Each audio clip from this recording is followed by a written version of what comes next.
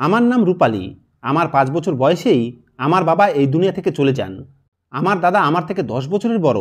সেই সময় থেকে ওই বেচারা আমাদের জন্য কাজ করতে শুরু করে। ও আমাদের পেটের আগুন বোঝানোর জন্য খুব কষ্ট করত। এমনকি ও আমাদের জন্য বাড়িও বানিয়েছে। আমরা কখনো ভাবিওনি যে আমাদের নিজেদের বাড়ি হবে। আজ আমাদের বাড়িও ছিল আর একটা ছোট্ট গাড়িও ছিল। আমার দাদার ব্যবসা ভালোই চলছিল আর ও মানুষ হিসেবেও খুব ভালো ছিল। আমি যদি কখনো ওর কাছে টাকা চাইতাম তাহলে ও আমাকে সব সময় বেশি টাকা দিত। আমার মাও ওর খুব প্রশংসা করত। আমাদের ভাই বোনেদের মধ্যে খুব ভালোবাসা ছিল। আমার এক বড় দিদিও ছিল, যার বিয়েতে দাদা ওকে অনেক জিনিস দিয়েছিল। যদি আমি বলি আমার দাদা এই দুনিয়ার সবচেয়ে ভালো দাদা, তাহলে এতে কোনো মিথ্যা হতো না। যখন দাদার বিয়ের কথা এলো তখন আমার মা জায়গায় জায়গায় ঘুরে খুবই সুন্দরী এক মেয়ে পছন্দ করে। আমার মায়ের কথা ছিল ও আমাদের জন্য এত কিছু করেছে, তাই আমাদের দায়িত্ব ওর জন্য একজন সুন্দরী জীবনসাথী খোঁজা। কেননা দাদা বলেছিল, তোমরা যাকে বলবে আমি তাকেই বিয়ে করে নেব।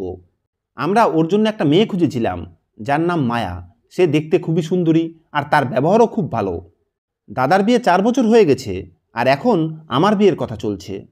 দাদা বলেছিল, যেরকম বড় বোনকে জিনিস দিয়েছিলাম সেরকমই ছোট বোনকেও দেব। আমার বোনের কোনো জিনিসেরই কোনো অভাব থাকতে দেব না। আমি খুব খুশি ছিলাম। এরকম একটা দাদা পাওয়া লটারি পাওয়ার থেকে কম না। আমার বৌদিও খুব ভালো। সেও কোনো ব্যাপারেই কিছু বলতো না, কিন্তু সবসময় উদাস থাকতো। কেননা তাদের বিয়ের ৪ বছর হয়ে গেছে, কিন্তু এখনও অবধি তাদের কোনো সন্তান হয়নি। আমরা বিভিন্ন জায়গায় চিকিৎসা করিয়েছি, কিন্তু তার সন্তান হচ্ছিল না। একদিন আমার মায়ের এক দিদি এলো আর সে এসেই বলল, তুই তো তোর ছেলের সাথে অত্যাচার করছিস।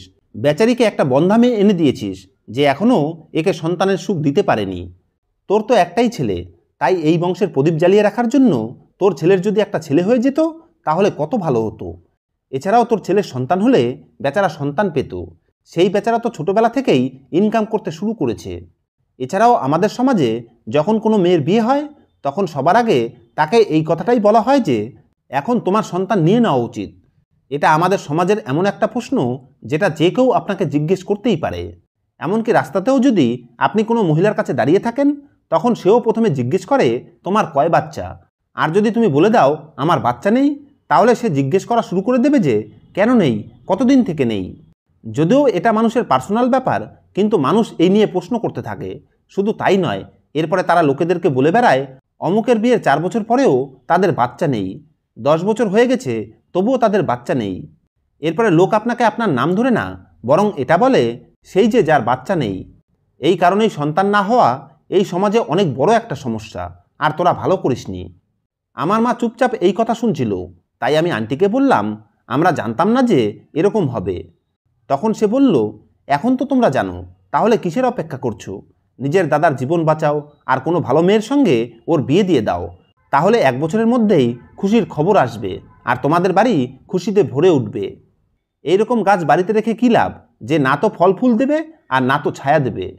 ৪ বছরে যখন হয়নি তখন তোমার বৌদির কখনোই সন্তান হবে না। আমার মা চুপচাপ এই কথা শুনল। যখন মায়ের সেই বোন চলে গেল তখন আমি আমার মাকে বললাম, কথা তো আন্টি ঠিকই বলছিল, এটা সত্যিই দাদার সাথে অত্যাচার হচ্ছে। তুমি তো জানো ও বাচ্চাদের কত ভালোবাসে। যখন বড় দিদির মেয়ে আসে তখন দাদা ওকে কিভাবে গলা জড়িয়ে ধরে, ওকে কোলে নিয়ে ঘুরে ফিরে বেড়ায় আর ওর সমস্ত ইচ্ছা পূরণ করে। মানুষের কাছে অন্যের সন্তানের থেকেও নিজের সন্তান বেশি ভালো লাগে। আমার মা বলল, খবরদার যদি তুই এই ধরনের কোনো কথা বলিস, যদি তোর বৌদি তোর এই কথা শুনে নেয় তাহলে তার কতটা খারাপ লাগবে। আমি বললাম, খারাপ লাগলে লাগবে, কিন্তু এটা কি মিথ্যা কথা? আমার বৌদি রান্নাঘরে দাঁড়িয়েছিল আর হয়তো এই কথাটা শুনে নিল, তাই সে কান্না করতে করতে সেখান থেকে চলে গেল আর আমার মা আমার মুখের উপরে থাপ্পড় বসিয়ে দিল। আমি অবাক হয়ে মায়ের চোখের দিকে তাকিয়ে রইলাম। মা আমাকে বলতে লাগলো, বোকা মেয়ে, তোর বৌদির মধ্যে কোনো দোষ নেই, বরং তোর দাদারই বাচ্চা জন্ম দেওয়ার ক্ষমতা নেই, আর ও নিজেও এই কথাটা জানে না। তোর দাদা শান্তশিষ্ট আর পড়াশোনা জানে না। আমরা ওকে রুটিন টেস্টের কথা বলে ডাক্তারের কাছে নিয়ে গেছিলাম। এই তো ৪ মাস আগেই ডাক্তার আমাদের বলেছে যে তোর দাদার বাচ্চা জন্ম দেওয়ার ক্ষমতা নেই আর তোর বৌদি একদম ঠিক আছে। কিন্তু তারপরেও বেচারি সব কিছু সহ্য করে চুপচাপ এই মানুষটার সাথেই জীবন কাটাচ্ছে। আর তুই চাস আমি এত ভালো একটা মেয়েকে বাড়ি থেকে বের করে তার উপরে অত্যাচার করে দেই? সমস্যা হলো, মেয়েরা বাজ হলে ১ মিনিটও লাগে না তাদের বাড়ি থেকে বের করে দিতে, কিন্তু যখন পুরুষদের মধ্যে এই সমস্যা হয় তখন মহিলা বেচারি কারো কাছে এই কথাটা বলতেও পারে না। যা গিয়ে বৌদির কাছে ক্ষমা চা। আমি ভীষণ লজ্জায় পড়ে গেলাম। তারপরে গিয়ে বৌদির কাছে ক্ষমা চাইলাম। বৌদির কাছে যখন ক্ষমা চাইলাম তখন তিনি আমাকে ক্ষমা করে দিলেন। আমি বৌদিকে বলেছিলাম, আন্টি আমার মাথায় অদ্ভুত কথা ঢুকিয়ে দিয়েছিলেন, তাই আমি না বুঝে এই কথা বলে ফেলেছি। বৌদি বলল, কোনো ব্যাপার না, তুমি তো প্রথমবার এই কথা বলছো, কিন্তু পাড়ার লোকেরা তো সব সময় এই কথা বলতে থাকে। এই কথা শুনে শুনে আমার অভ্যাস হয়ে গেছে। আমি বললাম, তুমি চিন্তা করো না। আমি শুনেছি যখন মেয়েদের বিয়ে হয় তখন তারা প্রথমে যে প্রার্থনা করে সেটা পূরণ হয়ে যায়। তাই আমার যখন বিয়ে হবে তখন আমি সবার আগে তোমার জন্যই প্রার্থনা করব। আমার বৌদি আমাকে ক্ষমা করে দিল। সে সত্যিই খুব ভালো মনের মানুষ। কয়েকদিন পরে আমার বিয়ে হয়ে গেল। যে ছেলের সাথে আমার বিয়ে হলো সে দেখতে খুব হ্যান্ডসাম আর ফ্যামিলিও খুব ভালো। আমার দাদা আমাকে এত জিনিস দিয়েছিল যে শ্বশুর বাড়িতে আমার সম্মান বেড়ে গেছিল।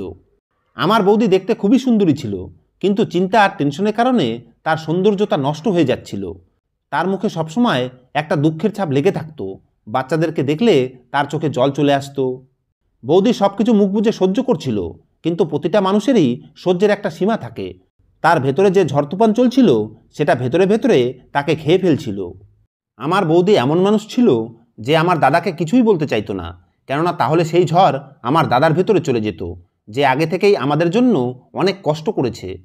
কিন্তু নিজেই বৌদি এমন আগুনে জ্বলছিল যেটা তার দিন দিন শরীর খারাপ করে দিচ্ছিল। এই কারণে আমার মায়ের বৌদিকে নিয়ে চিন্তা লেগে থাকতো।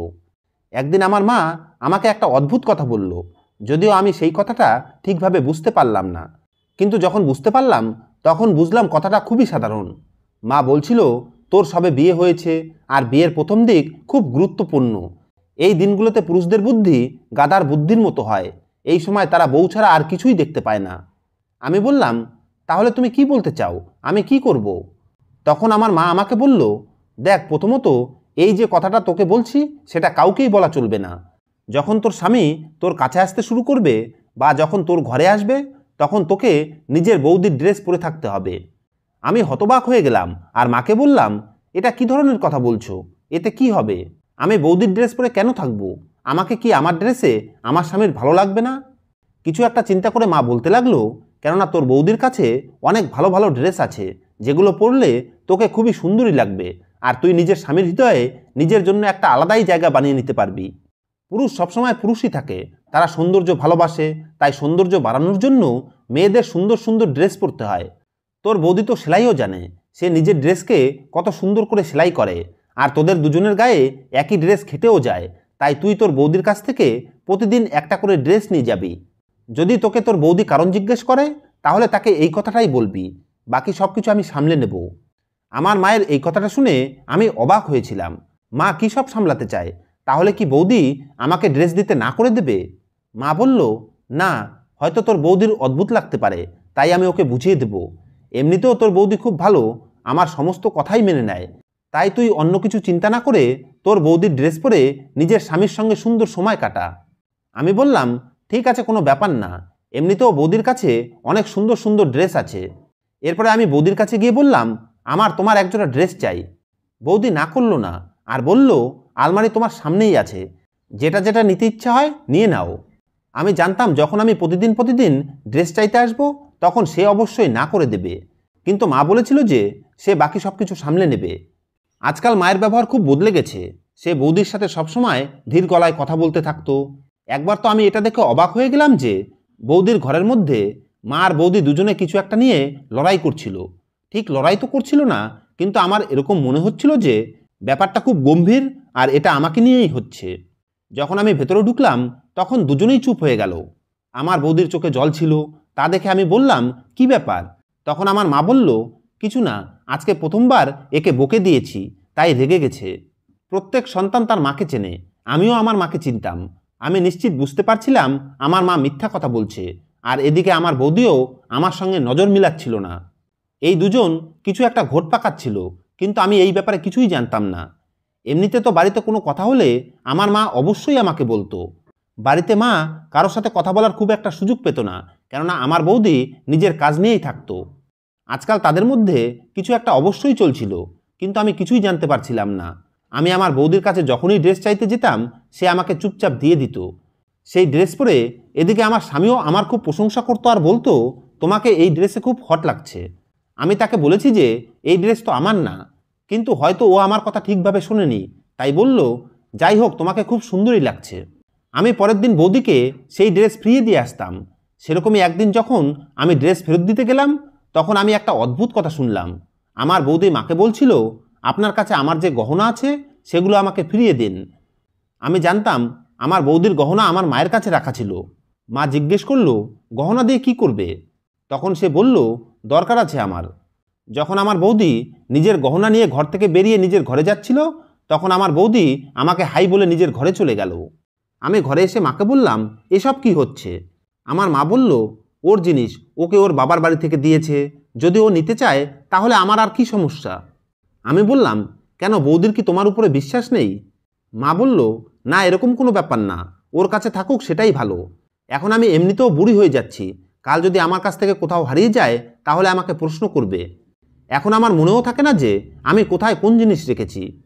আমি অবাক ছিলাম যে আমার মা আমার বৌদির সমস্ত কথা মেনে নিচ্ছে, তার বিরুদ্ধে একটা কথাও শুনতে পারে না। যে কথাই বৌদি বলতো মা সঙ্গে সঙ্গে তা মেনে নিত।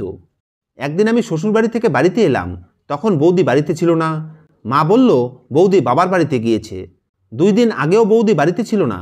তাই আমি মাকে বললাম, আজকাল বেশিই যেতে শুরু করে দিয়েছে, তুমি তো বৌদির উপর খুব ঢিলা দিয়ে দিয়েছো। 4 বছর অবধি তো সে তোমার সব কথাই মানত, তোমার কাছে জিজ্ঞেস না করে কোথাও যেত না, কিন্তু এখন আমি যখনই আসি সে বাড়িতে থাকে না, আর এখন তুমি বলছো ও বাবার বাড়িতে গিয়েছে। আমি শ্বশুরবাড়ি থেকে আসি যে চলো ক্লান্ত হয়ে বৌদির কাছে গিয়ে একটু আরাম পাবো, কিন্তু আজকাল বৌদিকে বাড়িতেই পাওয়া যায় না, আর তুমিও তাকে নিষেধ করো না। যেদিন আমি আসি সেদিন তো তাকে বাড়িতে থাকতে বলতে পারো। আমি বুঝতেই পারিনি যে কখন আমি এমন হয়ে গেছি আর নিজের বৌদির পিছনে কথা বলা শুরু করে দিয়েছি। যেদিন থেকে আমার বিয়ে হয়েছে সেদিন থেকেই আমার ভেতরে একটা অদ্ভুত জিনিস এসে গেছে, আর আমি এই ধরনের কথা বলতে শুরু করে দিয়েছি। মায়ের কথা ছিল, আমি তোর বৌদিকে খুব বেশি বাধা দিতে পারবো না, কেননা দোষ ওর ভিতরে নয় বরং আমাদের ছেলেদের মধ্যে। এই কারণে আমি যদি এর উপরে বেশি চাপ দেই, তাহলে সে যদি কাল এই কথা বাইরে বলে দেয় তাহলে কি হবে? আমি বললাম, সে কি এরকম নাকি যে সবাইকে এই কথা বলে বেড়াবে? মা বলল, তুই ওর পিছনে কেন পড়ে আছিস, তুই তো নিজের কথা বল। এরপরে আমি নিজের কথাই বলছিলাম, তখনই হঠাৎ আমার মাথা ঘুরতে লাগলো আর আমি পড়ে যাচ্ছিলাম। মা আমাকে ধরে নিল আর আমাকে বসতে বলল। এরপরে আমি জল খেলে আমার শরীর কিছুটা ঠিক হলো। আমি খুশি ছিলাম যে আমি মা হতে যাচ্ছি, আর আমার স্বামীও এই খবরে খুশি হবে। বাড়ি আসার সময় মা আমাকে মিষ্টি খাওয়ানোর সাথে সাথে শ্বশুর বাড়িতেও পাঠিয়ে দিল। এই খবর শুনে এ বাড়ির সবাই খুব খুশি হলো। এরপরে যখন এই খবর আমি আমার বৌদিকে শোনালাম, তখন সেও খুব খুশি হলো। কিন্তু আমার হৃদয়ে একটা অদ্ভুত চিন্তা ছিল। আমি ভয় পাচ্ছিলাম আমার বৌদির নজর আমার উপরে না লেগে যায়। এটা নয় যে সে আমার উপরে নজর দেবে, কিন্তু কখনো কখনো না চাইতেও নজর লেগেই যায়। আমার বিয়ে সবেমাত্র 2 মাস হয়েছে, আর এত কম সময়ের মধ্যেই আমি এই খুশির খবর পেয়ে গেছি। এদিকে আমার বৌদির বিয়ে এখন 5 বছর হতে চলেছে, কিন্তু এখন অবধি তার কাছে কোনো খুশি ছিল না। এইরকম অবস্থায় মানুষের হৃদয় থেকে দীর্ঘ নিঃশ্বাস বেরিয়েই যায়। যদিও আমার মা বলেছিল যে আমার বৌদি এরকম না। আমি আমার মায়ের কথা বুঝতে পারতাম না। কখনো সে বৌদির ব্যাপারে কিছু বলতো, আবার কখনো বলতো সে খুবই ভালো মানুষ। আমার এক বান্ধবী ছিল যার সাথে আমি এই সমস্ত কথা ডিসকাস করতাম, কেননা মা বা বৌদির সাথে এই সব কথা ডিসকাস করা সম্ভব ছিল না। আমার বান্ধবী বলল, হয়তো তোর মা তোর বৌদির পক্ষ এই কারণে নিচ্ছে কেননা তোর দাদার মধ্যে দোষ আছে। আমি বললাম, যদি দাদার মধ্যে দোষ থাকে তাহলে সে তাকে ছেড়ে চলে যাক, আমার দাদার জন্য সে কেন নিজের লোকসান করবে? আমার বান্ধবী বলল, তারপরে তোর বৌদিকে কে বিয়ে করবে? এই কারণেই সে ছেড়ে যেতে পারছে না। ডাক্তার আমাকে শুরুতে কিছু ওষুধ দিল আর বলল, এগুলো সময় মতো অবশ্যই খেয়ে নেবে, না হলে বাচ্চার অসুবিধা হতে পারে। একদিন আমি বৌদির ড্রেস নেওয়ার জন্য তার ঘরে গেলাম, তখন তার সাইড টেবিলের উপরে কিছু ওষুধ রাখা ছিল, যেগুলো দেখে আমার হুঁশ উড়ে গেল, কেননা এগুলো তো সেই ওষুধ যেগুলো ডাক্তার আমাকে খেতে দিয়েছে। কিন্তু আমার বৌদি এই ওষুধ কেন খাচ্ছে? তাহলে কি সেও প্রেগনেন্ট? কিন্তু ডাক্তার তো আমার দাদাকে এটাই বলেছিল যে সে কখনোই বাবা হতে পারবে না। তাহলে এই সব কি, আর এই ওষুধ এখানে কেন পড়ে আছে? এর মানে হলো আমার মাও এই ব্যাপারটা জানতো, না হলে এই ওষুধগুলো এরকম খোলামেলা রাখা থাকতো না। কিন্তু এসব কি হচ্ছে? আমার বৌদির পেটে কার বাচ্চা? আমি খুব বেশি টেনশনে পড়ে গেলাম। যাই হোক, যখন আমি আলমারি খুলে ড্রেস দেখতে লাগলাম, তখন দেখলাম বৌদি নিজের জন্য কিছু ড্রেস কিনে এনে রেখেছে। কেননা যখন আমি তার ঘরে যেতাম আরামসে আলমারি খুলে নিজের পছন্দের ড্রেস বের করে নিতাম। এই কাপড়গুলো তার নিজের সাইজের থেকে অনেক বড়, হয়তো বৌদির পরে কাজে লাগবে। যখন তার পেট বাইরে বেরিয়ে আসবে তখন তাকে ঢিলা কাপড় পরতে হবে। এর মানে মামলাটা খুব গম্ভীর। আমি আমার মাকে এই কথা বলিনি, কারণ আমাকে এই ব্যাপারে খোঁজ লাগাতে হবে। পরে যখন আমি এই কথাটা নিজের বান্ধবীকে বললাম, তখন ও আমাকে এমন একটা অদ্ভুত কথা বলল যাতে আমার পায়ের নিচ থেকে মাটি বেরিয়ে গেল। ও বলল, তোর মা তোকে তোর বৌদির কাপড় কেন পরতে বলেছে এখন বুঝতে পারছিস? যদি তোর মায়ের তোর চিন্তা থাকতো তাহলে তোকে এর থেকেও বেশি সুন্দর ড্রেস কিনে দিতে পারতো, কেননা তোরা গরিব না। এমন নয় তো যে তোর মা কোনোদিন তোর স্বামীকে তোর বৌদির কাছে পাঠিয়ে দিয়েছে, আর তোর স্বামী তাকে সেই কাপড়ে দেখে ভেবেছে এটা তার বউ, আর হয়তো তোর বৌদির পেটে যে বাচ্চা আছে সেটা তোর স্বামীর। বান্ধবীর কথা শুনে আমি হতবাক হয়ে গেলাম। এই কথাটা খুবই অদ্ভুত, এরকম হওয়া একদমই উচিত না, কিন্তু যা অবস্থা তাতে তো সেই দিকেই ইশারা করছে। এছাড়াও আমার বান্ধবীর সাথে এই ব্যাপারে অনেক কথা হলো, আর শেষ পর্যন্ত আমি এই সিদ্ধান্তে পৌঁছালাম যে হয়তো নিজের ছেলের সম্মান বাঁচানোর জন্য আমার মাই এইসব করিয়েছে। কেননা আমার বৌদির পেটে যদি আমার দাদার সন্তান হতো তাহলে এই কথাটা আমাকে এখনো বলা হয়নি কেন? এটা তো অনেক বড় খুশির খবর। এই কথাটা সবার প্রথমে মায়ের আমাকে বলা উচিত ছিল, কেননা শেষ পর্যন্ত 4 বছর পরে আমার দাদার সন্তান হতে যাচ্ছে। মা এমনিতেই দাদার সন্তান হচ্ছে না বলে ভীষণ চিন্তায় ছিল, তাই আমার মা এরকম করতেও পারে, কেননা সে দাদাকে খুব ভালোবাসতো। সে সবসময় এটাই বলতো যে আমরা এর জন্য কিছুই করিনি, কিন্তু এ আমাদের জন্য অনেক কিছু করেছে। হয়তো মা দাদার সম্মান বাঁচানোর জন্য এই পর্যায়ে চলে গেছে, কিন্তু আমার বৌদি কিভাবে এই কাজের জন্য মেনে নিল? আমি সারাদিন এই ব্যাপারেই চিন্তা করতে থাকলাম। এরই মধ্যে আমাদের বাড়িতে কিছু অতিথি বেড়াতে এলো। আমার স্বামী বলল, আজকে তুমি তোমাদের বাড়িতে যাবে না, বাড়িতে অতিথি এসেছে, তাদের আদর যত্ন করো। না জানি এই 2 দিন আমি কিভাবে কাটিয়েছি। তাই 3য় দিন অতিথিরা গেলে আমি সঙ্গে সঙ্গে মায়ের কাছে চলে গেলাম। প্রথমে তো আমি কথায় কথায় এটা বললাম যে আমি জানি বৌদি মা হতে যাচ্ছে, এখন তুমি আমাকে এটা বলো এই বাচ্চা কার?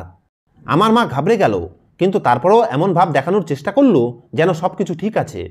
মা বলল, কার আর বাচ্চা হবে, তোর দাদারই বাচ্চা। আমি বললাম, কিন্তু তুমি তো বলেছিলে ডাক্তার বলেছে দাদা কখনোই বাবা হতে পারবে না, তাহলে ওর বাচ্চা কিভাবে হলো? আমার মা বলল, সবই ভগবানের আশীর্বাদে হয়েছে, ভগবান চাইলে কি না হতে পারে। ডাক্তার কি ভগবান যে তার কথা নড়চড় হবে না? আমি বললাম, যদি এরকমই ব্যাপার ছিল তাহলে এখন অবধি তুমি আমাকে এই কথা বলনি কেন?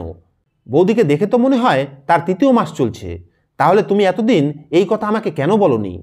আমি কি হিংসে করতাম যেখানে আমি নিজেই মা হতে যাচ্ছি? আমি কি তার কোনো খারাপ চাইতাম? আমার মায়ের কথা হলো, এই সব কিছু এত সোজা না, কিন্তু আমার কথা বিশ্বাস কর, তুই যেরকম ভাবছিস সেরকম কিছুই না। আমার মা আমাকে আগে থেকেই বোঝাতে শুরু করলো, যদিও আমি তাকে এখনও বলিনি যে আমার হৃদয়ে কী চলছে। তারপরে আমি তাকে বলেই দিলাম যে আমি জানি তুমি কোনো না কোনো চক্কর চালিয়েছ, নিজের ছেলের বদনামের ভয়ে তুমি আমার বাড়িতে ডাকাতি করেছ, আমার স্বামীকে ব্যবহার করেছ। আমার তো মনে হয় আমার স্বামীও এই ব্যাপারটা জানে না। তুমি পুরোপুরি বৌদির গোলাম হয়ে গেছো। সে যদি কালোকে সাদা বলে তাহলে তুমিও তার সাথে সাথে বলবে যে হ্যাঁ সাদাই তো। সে যদি বলে কয়লা কালো নয় সাদা, তাহলে তুমি তার কথা মেনে নেবে, কেননা তোমরা দুজনে একসাথে হয়ে একটা জঘন্য কাজ করেছো। আমি সেই দিন বৌদির বিরুদ্ধে কথা বলায় তুমি আমার মুখে থাপ্পড় মেরেছিলে। তোমার কি মনে হয় এই সব করে তুমি সব কিছু চেপে রাখতে পারবে? দাদাও নিশ্চয়ই এই ব্যাপারে জানে না, তাই আমি তো দাদাকে এই কথাটা অবশ্যই বলবো, আর আজকেই বলবো। আমি বাড়িতে হাঙ্গামা শুরু করে দিলাম। তখন আমার মা চিন্তায় পড়ে গেল, আর আমার বৌদিও এই সব কিছু শুনে নিয়েছিল। আমার মা আমাকে বলল, তোকে সব সত্যি কথা বলছি, কিন্তু ভগবানের জন্য নিজের মুখ বন্ধ কর, না হলে অন্য কেউ শুনে নেবে। আমি ভেতর থেকে ভেঙে পড়েছিলাম, আর বৌদিকে এমনভাবে দেখছিলাম যেন সে আমার শত্রু, আর আমি হয়তো তাকে মেরেই ফেলব। আমার হৃদয়ে বৌদির জন্য প্রচণ্ড ঘৃণা ছিল, আর আমি বৌদিকে এমনভাবে দেখছিলাম যেন সে আমার শত্রু। এই 2 মহিলা মিলে যে কাণ্ড করেছে তাতে ঘৃণার চোখে দেখা ছাড়া আর কী বা করতে পারতাম? আমি যা ভাবছিলাম সেই সব কিছু যদি সত্যি হয়ে গিয়েও থাকে তাহলেও আমার কাছে চুপ থাকা ছাড়া আর কোনো রাস্তা ছিল না। কিন্তু আমি অবশ্যই জানতে চাইতাম তারা কি করেছে এবং কিভাবে করেছে। তখন আমার বৌদি আমাকে বলতে শুরু করলো। সে বলল, আমি এক ডাক্তারের কাছে গিয়েছিলাম। সে আমাকে নতুন এক আধুনিক চিকিৎসার ব্যাপারে বলেছিল, যাকে আইভিএফ মানে টেস্ট টিউব বেবি বলে। ডাক্তার আমাকে বলেছিল, তোমার ক্ষেত্রে চান্স খুব কম, কিন্তু তুমি যদি একটা চান্স নিতে চাও তাহলে নিতে পারো, কিন্তু এর জন্য অনেক টাকা খরচ হবে।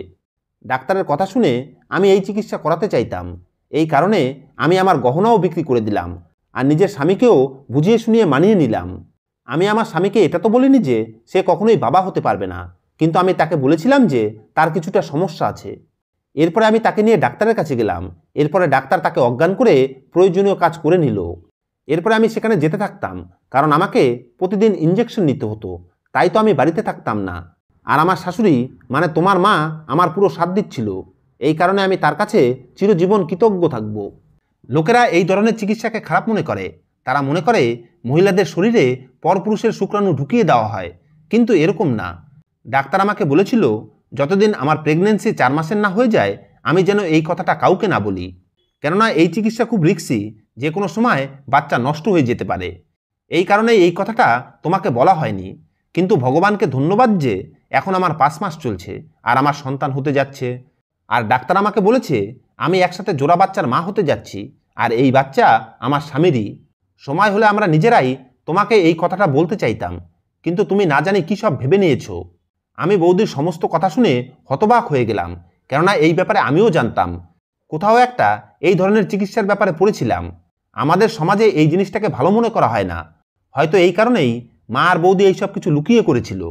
এই চিকিৎসা করাতে বৌদি নিজের গহনা অবধি বলি দিয়ে দিয়েছে। আমি খুব লজ্জায় পড়ে গেলাম, আর তাই আমি আমার মায়ের কাছে ক্ষমা চাইলাম। আমি আমার মাকে বললাম আমাকে ক্ষমা করে দাও।